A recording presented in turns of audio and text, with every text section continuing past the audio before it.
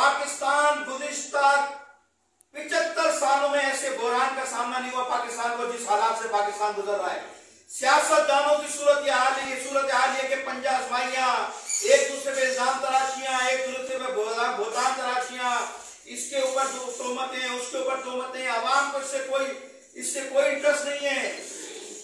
ایک دوسرے کے ساتھ انتقامی کارروائیاں. 4 سال سے اس ملک میں سیاسی بحران، سیاسی اکھاڑا، سیاسی تماشا لگایا گیا، جس کا نتیجہ یہ نکلا کہ آپ کی معیشت بیٹھ گئی پاکستان کی.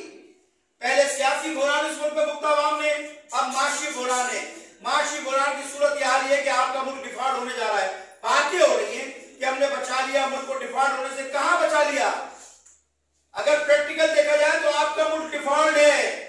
آپ کے پاس ذخائر نہیں ہیں. آپ پوری دنیا میں بھیک مانگتے گھوم رہے ہیں کہ خدا کے واسطے ہمیں سہارا دے دو، خدا کے واسطے ہمیں تھوڑا سا سہارا دے دو، ہمیں امداد دے دو. پاکستان کی عوام کی صورتحال کیا ہے؟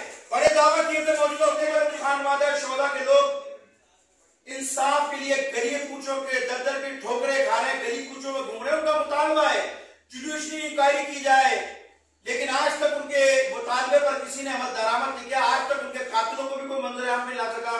3 دن پہلے 4 دن پہلے اسی ڈیرہ اسماعیل خان کے اندر 2 سگے بھائیوں کو مارا گیا.